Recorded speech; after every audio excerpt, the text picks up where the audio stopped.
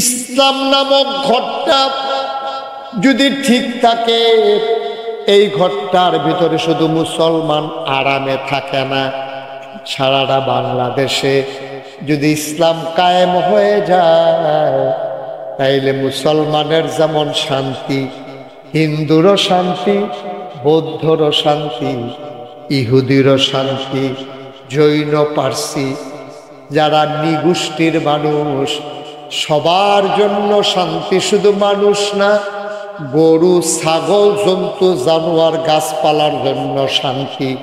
ঠিক কিনা? আল্লাহ তাবারক ওয়া তাআলা ফান্ডামেন্টাল মৌলিক 5টা কাজ দিয়েছে।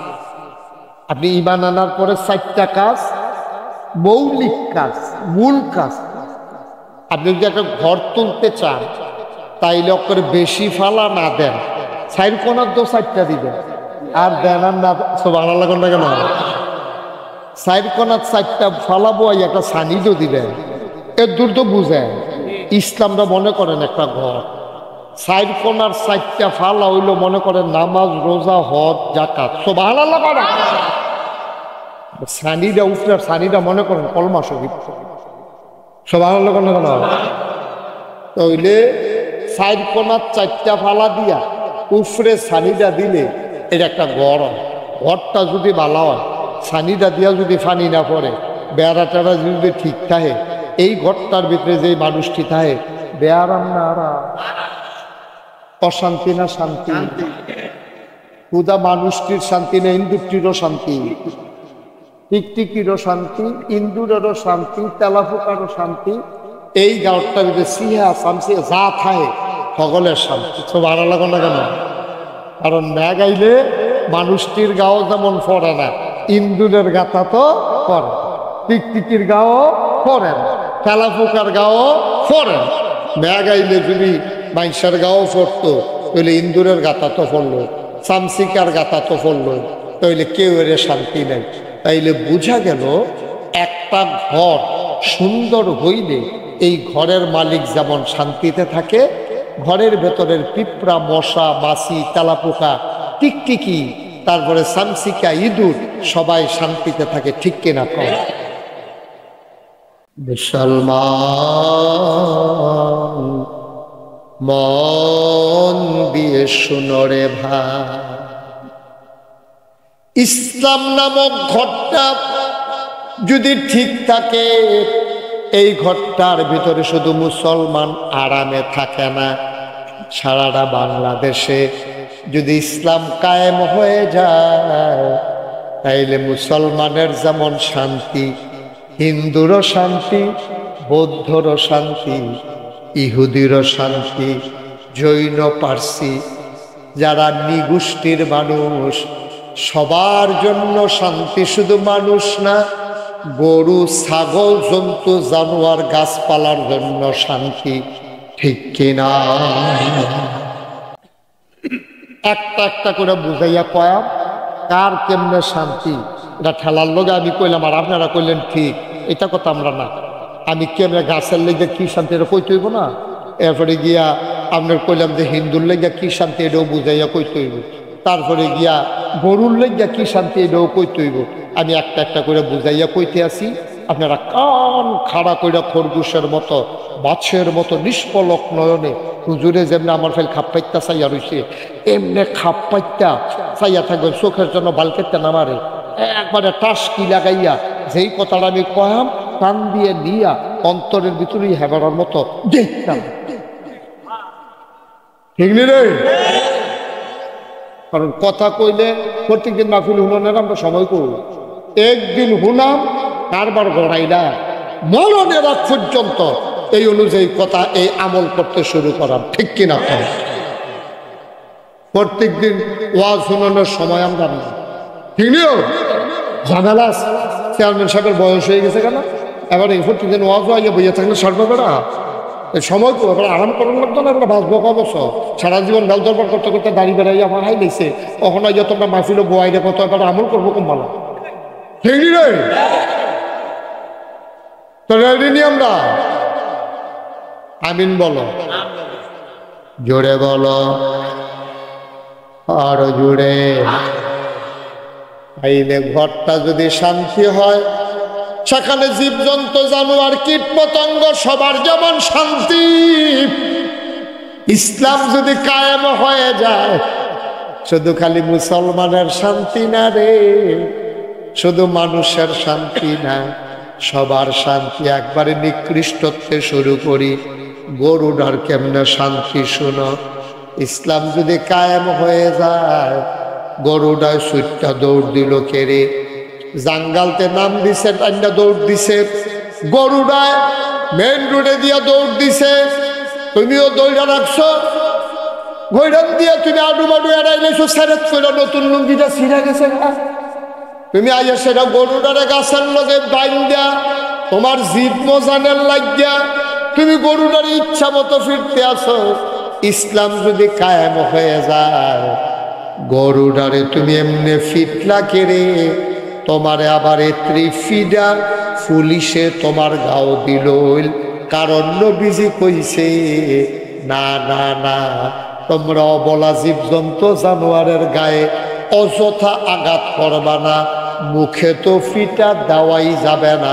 বলেন সুবহানাল্লাহ। ইসলাম মানলে কত শান্তি। হ্যাঁ সুবহানাল্লাহ না কেন? গরুটারও শান্তি।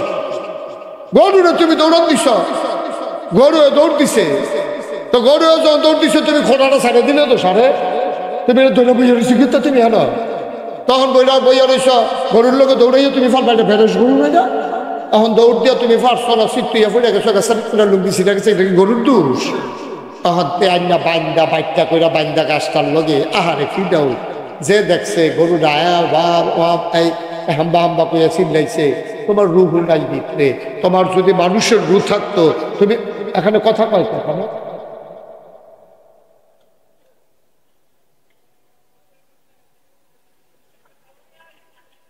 সাউন্ড, তোমার ভিতরে যদি মানুষের রুহ থাকতো, তুমি ওই অবলা গরুটার এভাবে পিটতে পারতা না, ঠিক কিনা? খাও গরু কি বুঝে? গরুর আহল ফতার আছে। তুমি আহল ওলা মানুষের যে ভালা কাম করে যে আমরা জানি নাকি? তোমার তো আল্লাহ আহল দিছে, বুঝ দিছে, বিবেচনা দিছে, তুমি কি ভালা কাম করছো এই দুনিয়াটা?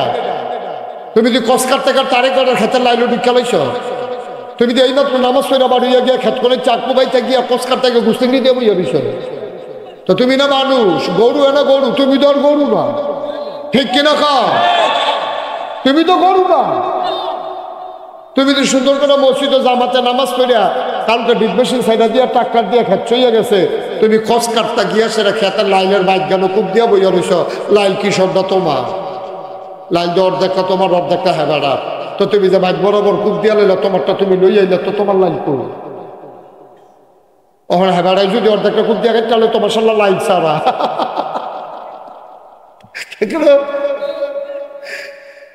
এবার রাইসুটে গেছে লাইল ছাড়া হইল না, লাইল না থাকলে একটা সুবিধা ছিল রে, আরো দুই আর ভিতরিকে ঢুকালে কাম ফল্লা বলে। হ্যাঁ কদ্দুর চিন্তা করি কি শুরু করছি আমরা, মানুষের কাতারও রয়েছি, মানুষের কাতারও রয়েছি আমরা। তুমি এইমাত্র ফরজ নামাজটা পড়ে গেছো, এই ফজরের নামাজটা তোমার যেই রকম ফরজ, নাভি থেকে হাঁটু পর্যন্ত দেখে রাখা সেই রকম ফরজ, ঠিক কিনা? তুমি এক ফরজ মানো, আরেক ফরজ বুতাম করে লাইছো। তুমি গুস্তেঙ্গি দাও, তোমার গুস্তেঙ্গি দিলে বেরিয়েতে পারে আরেক ফাইল ছাতি দিয়া গুইরা যাওয়ার লাগে, তোমার গুস্তেঙ্গির নমুনা খাও। আমি একখানা মাহফিলে গেছি, পরে একটা ফলাফাই আমারে কইছে, আমরা গ্রামের এবারে গুস্তেঙ্গি ফার্স্ট হচ্ছে। আমি কই তোরা এগুলো কি গুস্তেঙ্গি প্রতিযোগিতা হয়?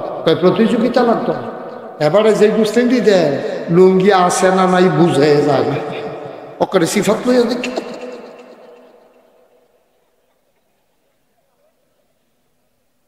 আসেনি রে, ওই অসভ্য আসেনি। তুমি কি আর মুসলমান আব্বা? দাড়ি থাকলে মুসলমান, টুফি মাথার দিলে মুসলমান, পাঞ্জাবি গাও দিলে মুসলমান। কেডা কইছে তোমার এই চিহ্ন কইছে কাটাই দিল? টুফি হিন্দু মাথার দিলে কি টুফি ফাল দিয়ে ফুটে যেতে নাকি মাথার তো? মুসলমানের টুফি মাথার দিলে জৈর হবে, হিন্দু মাথার দিলে জৈর হবে। ফার্স্টে হইলো টুফি কেন যা তোরে কি বাড়াই কি যা কুয়া দেওয়াইলে কি খুশি? কুয়া দেওয়াইও না, ভাইও ইলিটগঞ্জ বাজার ও মসজিদের সামনে ফাঁসতে হলে টুপি পাওয়া যায়, এক গজ কাপড় বাড়াই দিলে বিশ্বভূষণের পাঞ্জাবির মতো লম্বা পাঞ্জাবি বানান যায়। দাড়ি তো না কামাইলে থাকে, কামাইলে না থাকে, কামাইলে না থাকে না, না কামাইলে তো থাকে। এটির নাম ইসলাম, এটি হলো ইসলামের চিহ্ন। প্রকৃত ইসলাম এটি না, প্রকৃত ইসলাম এটি না। এটি দিয়ে যদি মুসলমান চিনন যেত তাহলে রবীন্দ্রনাথ ঠাকুর হইল বাংলাদেশের সবচেয়ে বড় মুসলমান, ঠিক কিনা কম? এবার আর যেই হামাইরা দাবি ঠুঁটে তো বেশি এটা পাওয়া যায়। এবার আরে কইছে আগ করেন আগ কইরা রসি ঠুট কই মুসর তলে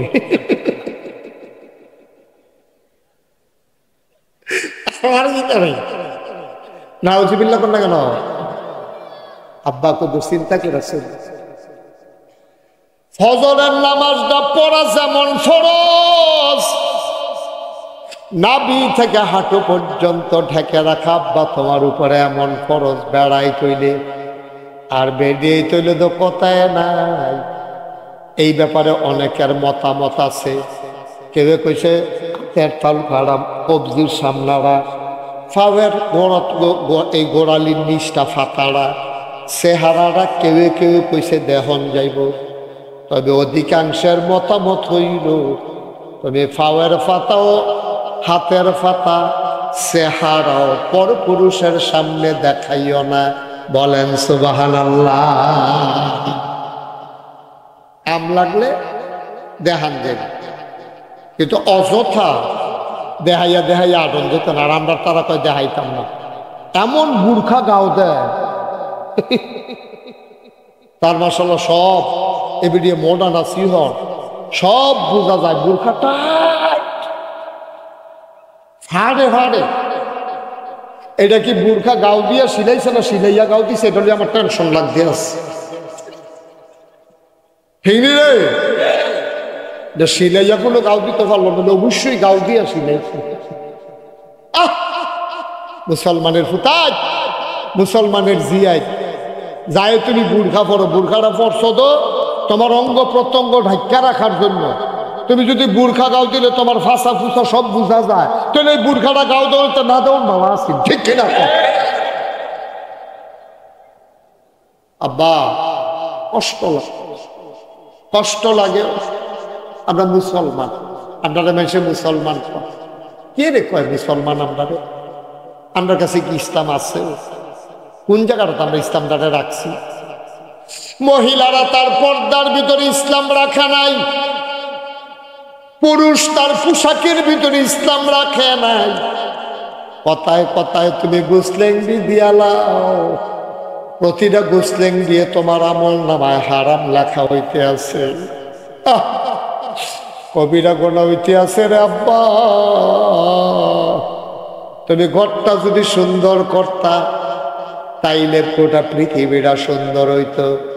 ঘরটার নাম হইল ইসলাম। সাইডরা ফালার গোড়া দিয়া গুনে জোড়া লাইছে, যে কোনো সময় ঘরটা বাতাসাইলে উড়াই লইয়া যাইব। সানিটাও উফরে দিয়া পানি পড়ে। আইও আজ্জার মাহফিলও ফালাডিও বদলাইলাই, সানিটাও ঠিক কইরালাই, তাইলেই আজকের মাহফিল সার্থক হবে, ঠিক কিনা? ফালাডি দিয়া শুরু করি। হ্যাঁ, ফালাডি ঠিক না করে উফরে দিয়া তিন হাত চাপ দিলে আমার হচ্ছে সাইডে ফেলে সেরাইয়া এটা এমনি হইয়া যায়। গীত ফাটে কোন হচ্ছে কেন? আমরা আগে ফালাডি বদলাইলে ভালো, বদলাইলে বানি ফালাডি। এক নাম্বার ফালার নাম নামাজ। আমি কই কি আবার কইছি? এক নাম্বার ফালার নাম নামাজ। কি কি নামাজ? এক নাম্বার ফালার নাম নামাজ। আজকে সবাই মিল্লা শব্দলপুর মাহফিলে চলো আদা করি। হুজুর সামনে রোজা ইয়া পড়ছে, রাইতরা ফোয়াইলে রোজা বাঁচলেন আর এক বছর রোজা পাইতাম, মইরা গেলে গাদো শেষ। যদি মরে যাই, আরে বাচ্চাগুলো উঠাই দেন পাঠান, এই তিনটা বাচ্চা উঠাও। সরো বাবা, সরো, তোমরা ওয়াজ থাকবে না, সরো, ওঠো তো, উঠবো না তাড়াতাড়ি করে। আমরা মাবুদের দরবারে মাবুদের শিখানো কালেমা দিয়ে চিৎকার করো। সবাই পড়ি আলহামদুলিল্লাহ। জনাব সাহেবে সদর, আজকের মাহফিলের জনাব সভাপতি, বানিয়াপাড়া দরবার শরীফের হযরত পীর সাহেব, আমার হৃদয়ের কাছের মানুষ মোহাম্মদ আবু বকর সিদ্দিক আল কাসেম, আজকে আমার পরে আরো গুরুত্বপূর্ণ আলোচনা করবেন মেঘনা গ্রুপ সেন্ট্রাল মসজিদের সম্মানিত খতিব হযরত মাওলানা মোহাম্মদ মাজহারুল ইসলাম আবরার, বিশেষ বক্তা হযরত মাওলানা মোহাম্মদ নূর হুসাইন সালেহী, মাহফিলের প্রিয় পরিচালক হাফেজ মাওলানা মোহাম্মদ রাসেল আহমদ, উপস্থিত এই এলাকার দিনদার আশিকিন মুহিব্বিন, মুরব্বিয়ানে আজম, কলিজার টুকরা যুবকেরা, পর্দার আড়ালের মা ও বোনেরা, সবার প্রতি আমার আবারও আন্তরিক সশ্রদ্ধ সালাম। আসসালামু আলাইকুম ওয়া রাহমাতুল্লাহি ওয়া বারাকাতুহু।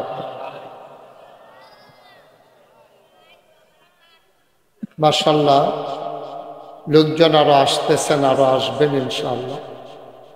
আপনারা যাদের সামনে ফাঁকা জায়গা আছে একটু ঘন ঘন হয়ে বসেন, কারো সামনে ফাঁকা জায়গা রাখেন।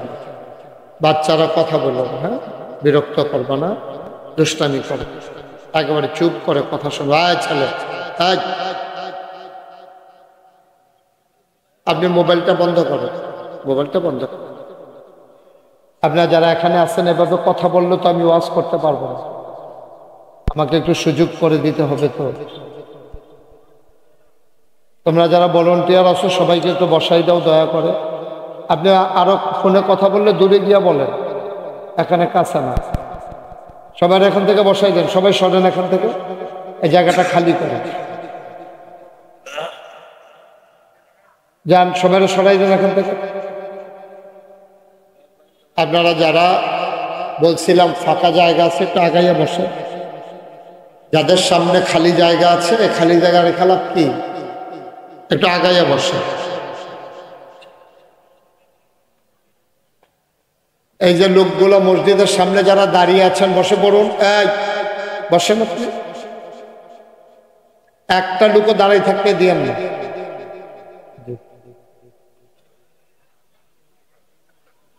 কথা করেন, কথা বলে তো ওয়াজ করেন যে তোরা বল, দুজন বসেন।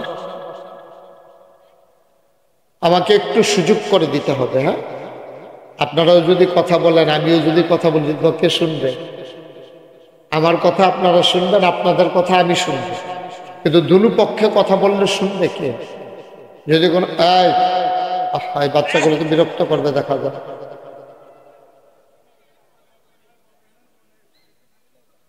দয়া করে কেউ কথা বললেন না।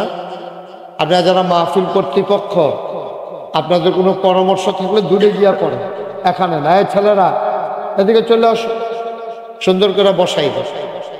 আমি যখন যেটা বলতে বলি একটু আওয়াজ করে বললেন। মেহমানেরা দাওয়াত দিয়ে আনছেন অনেক দূর দূরান্ত থেকে, এই মানুষগুলো শব্দলপুরের মানুষ, অন্য জায়গার লোক আছেন। সুতরাং যেহেতু দাওয়াত দিয়ে তাদেরকে আনছেন, তাদেরকে একটু সুযোগ দেওয়া। আমি যে কয়বার কইলাম, 3বার, যে কারোর সামনে জায়গা থাকলে একটু আগ্রহী হবেন। আপনি একখানা জায়গা লয়ে বই রিসেন ফিরতেন সামনে, যখন অহনো তো লড়ে না। এবার আরেকবার আরে ধাক্কায় নিজের খবর নেই। আহারে বাংলাদেশ রে, 3বারে আগ্রহী, এবার আগ্রহী জায়গা শেষ করতে পারে না, এরপরে একটা জায়গা লয়ে বইয়ে করেনি এই কাম। আপনি চিড়িয়াখানা করেন জিততে, আপনারা আসেন। এই যে সামনে ফাঁকা জায়গা আছে, এটা কি শরমের কথা নাকি? এটা তো লোকজন জায়গা হচ্ছে না, আপনি 3-4 জনের জায়গা লইয়া বইয়া রয়েছেন, এটা বলার আগে এই তোমরা না দাঁড়াই থাকলে বাবা কি একটা ভলান্টিয়ার বেশ করছে, এই যে ফলাফল চিল্লা ফাল্লা করতেছে, একজনও হলো না। এটা কি মাহফিল দিয়ে যারা তিলিশমতি আনা দিয়ে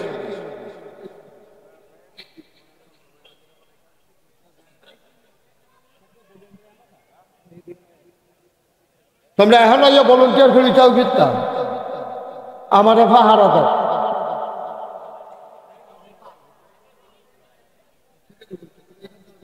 তোমরা এখনো দাঁড়াও কি কখনো আওয়াজ হয়, আওয়াজ হলে দূর দিয়ে যাইবা, বন্ধ করাইবা, আমার কাছে দাঁড়াই থাকলে লাভ কি? ঠিক আছে, আমরা কেউ কথা বলবো না। ছেলেরা চেষ্টা করতেছে, যারা ভলেন্টিয়ার তারা চেষ্টা করতেছে চুপ করে দেওয়ার জন্য। আমার মাহফিলে এই জায়গাটাতে আমি কখনো আসিনি। এই যে বাচ্চারা আওয়াজ করলো, আপনারা কেউ শুনেন না?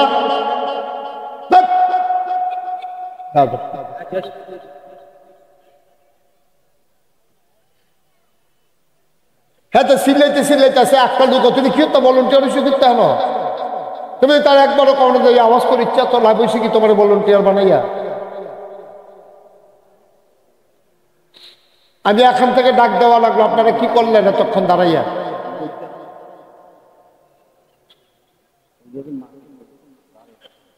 সবাই মিলে আমরা মনোযোগের সাথে একটু কথা শুনব। গত বছর আপনাদের এখানে যেই দিন মাহফিল, এই দিন আমার মাহফিল আছিল এই রাস্তা দিয়ে গিয়া কই যান। তো যাওয়ানোর সময় আমি মনে করছিলাম দাওয়াত দিলে দেখ, না দিলে নাই, নাইমা কিন্তু ওয়াজ করে লাম নাকি। তো দেখি যে আরেক হুজুরে ওয়াজ করার লেগে নাম কি বলে নামলা বলবি, আরেকবারে যেন বুট খাইতে আছে, মাহফিল আইছে, এটা একটা কারবার বানাই লাইছে আর কি। এটাকে খাওয়া দাওয়া, এটা বিয়া শাদির লাইন করেন না মাহফিলটা।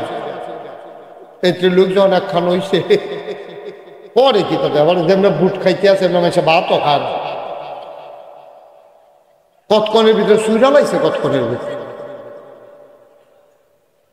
হ্যাঁ, আমরা খুব মনোযোগের সাথে, হ্যাঁ, বিরক্ত করবা না, অতিরিক্ত আওয়াজ করবা না।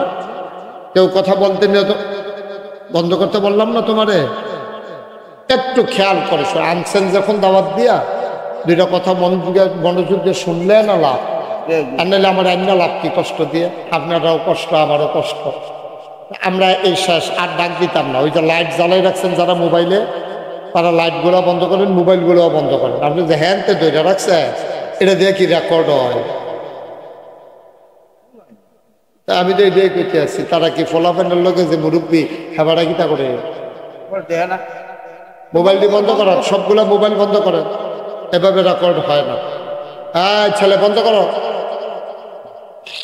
এবার আমরা লোকজন আইতে আছে, তোমরা বোয়ানের ব্যবস্থা করবে, এই জিম্মা আমার না। আমি ওয়াজ শুরু করে অনেকটাই তোমার দূরের তো ওয়াজ কথা বন্ধ করে গাড়া পাইয়া বসে।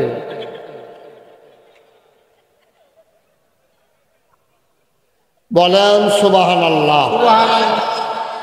বাবা কথা বললে শুনতে হয়, না তো বেয়াদবি হয়। আমি বললাম মোবাইল চালাই, তুমি চালাইলো তো, এটা বেয়াদবি না? কথা শুনতে হবে তো। আচ্ছা, এবার আমরা শুরু করি। শুরুতে আল্লাহর কাছে দয়া চাই, আপনাদের কাছে দোয়া চাই। আপনাদের চেয়ারগুলো ঘুরাই দিতে হবে, এটা পিছনে দেন, দিয়া ঘুরাই দেন যেন আমার দেখতে সুবিধা হয়। ইয়েস, আপনার তো একটু ঘুরান। উনি কি ইমাম সাহেব? না না, ওই যে ওই পাশে ইমাম সাহেবের নিচে বয় রাখছেন তো, সরষে তো নামাজ তো শেষ, ইমামতি নামাজে বাদ ইমামরে নিচে বইয়া সকল আমরা উঠলে বইয়া থাকলে মুসল্লিরা থাকবো নি, ইমামতি নামাজ ছুটতে যাবে। হ্যাঁ, ইমামরা তো সামনে রাখা নামাজ পড়তাম পারি, আর বাহিবালা হইলে আর ইমাম লাগতো না, তো খাইছি দেওয়া। এই সিহন জিনিস খেয়াল রাখতে হবে। বলেন সুবহানাল্লাহ, বলেন আলহামদুলিল্লাহ, বলেন আল্লাহু আকবার। বন্ধুগণ, এই মাহাস্তাটা একটা সুন্দর একটা জায়গা। এই জায়গাটা মানে এদিকে বাঘ ফিরতে আর ইচ্ছা না করলে এদিকে তাকাইতে হবে, কারণ তখন সূর্য আসে, এসে ঘুরে, তো এটা একটা সুন্দর মনোরঞ্জন। আর আমি নির্মাণাধীন মসজিদের যে ছবি দেখলাম, চমৎকার। এটা যদি সুন্দরভাবে শেষ করা যায়, এটাকে অনেক মানুষ দেখার জন্য আসবে, যে ছোট্ট নন্দিত স্থাপত্য শৈলী মণ্ডিত সুন্দর একটা মসজিদ হয়ে যাবে আপনাদের এখানে। আমি শুরুতেই দোয়া করি আল্লাহ যেন এই মসজিদটাকে কবুল করে। বন্ধুগণ, লম্বা সময় আমরা কথা বলবো, কিন্তু একেবারে কিছুক্ষণ পরে ছেড়ে দেব এমন একটা মিল মতো একটা বুঝ নিয়ে আমরা বাড়িতে যাব। আমি খুতবায় একটা আয়াতের অংশ তেলাওয়াত করেছি। আল্লাহ তাবারক ওয়া তাআলা এই দুনিয়ার ভিতরে মানুষ বানানোর পরে মানুষকে মৌলিকভাবে 5টা কাজের অর্ডার দিয়েছে। কয়টা?